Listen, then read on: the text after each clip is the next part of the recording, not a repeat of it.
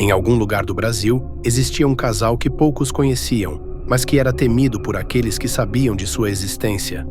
Mariana e Eduardo eram médiuns e dedicavam suas vidas a desvendar mistérios sobrenaturais em um país repleto de histórias sombrias e lendas esquecidas.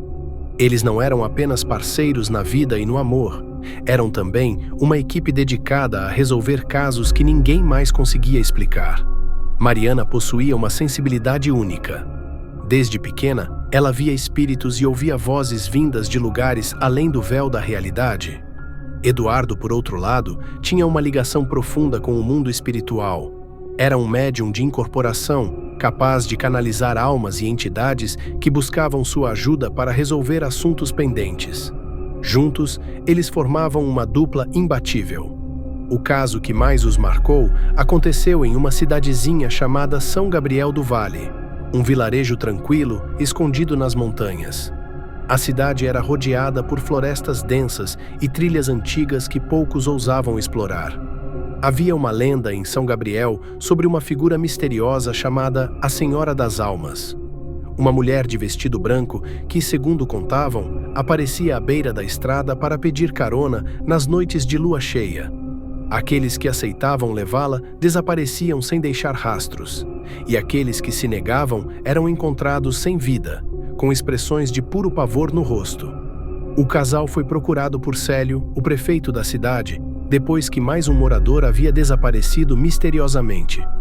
Durante meses, ninguém conseguira descobrir o paradeiro dele, e os moradores já evitavam sair de casa depois que o sol se punha. Célio estava desesperado e, apesar de cético, sabia que Mariana e Eduardo eram sua última esperança. Ao chegarem, o casal sentiu imediatamente uma presença pesada e sombria que pairava sobre a cidade, uma espécie de escuridão espiritual que os sufocava. Assim que começaram suas investigações, Mariana teve uma visão intensa. Uma mulher de pele pálida e olhos vazios, com um vestido branco encharcado e sujo de lama, estava em pé à beira da estrada, olhando diretamente para ela. A imagem era tão clara que Mariana quase sentiu o cheiro da terra molhada e do sangue que escorria dos pulsos da mulher. Eduardo, então, começou um ritual de incorporação para tentar estabelecer contato com a entidade. Sentado em um círculo de proteção, ele fechou os olhos e deixou que seu corpo relaxasse. Após alguns instantes, sua expressão mudou e sua voz tornou-se rouca e feminina.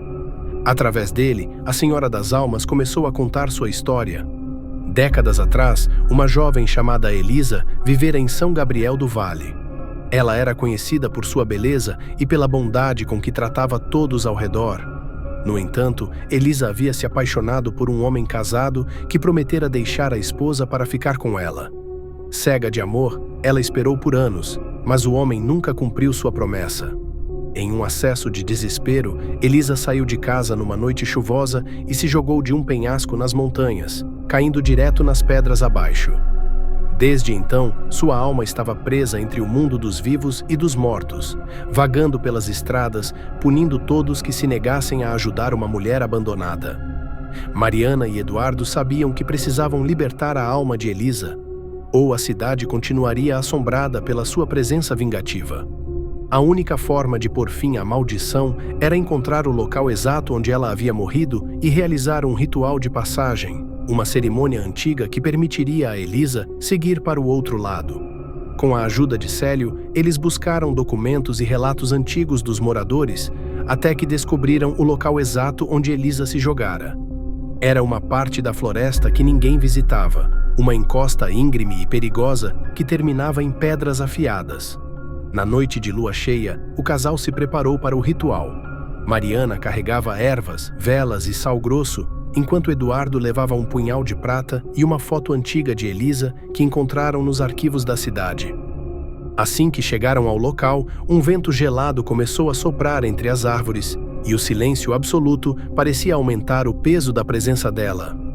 Mariana acendeu as velas e começou a recitar uma oração antiga, pedindo permissão aos espíritos da mata para libertar a alma da Senhora das Almas.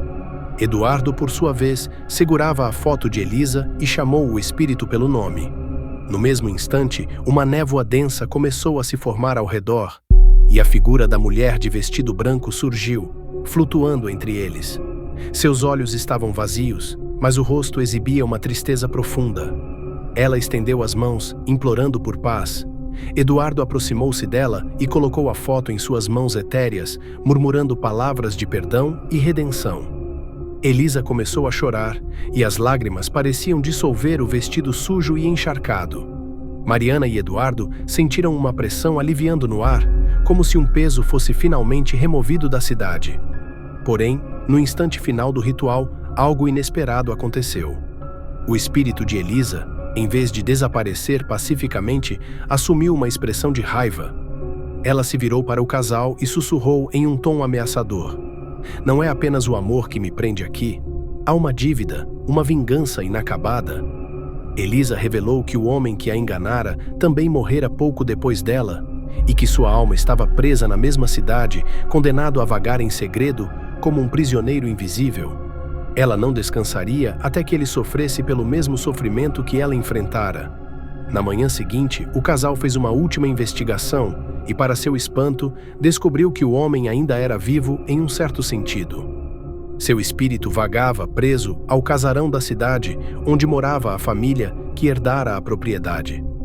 Com a ajuda do casal, Elisa finalmente encontrou o homem, e ambos desapareceram como um sopro de ar. Depois daquela noite, a presença escura desapareceu e São Gabriel do Vale foi finalmente liberada do terror que por tanto tempo pairara sobre ela.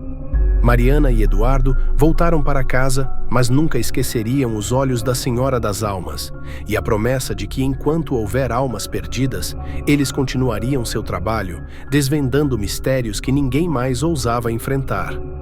Em cada novo caso, carregavam consigo a lembrança de São Gabriel e a certeza de que o sobrenatural, muitas vezes, não era apenas uma lenda,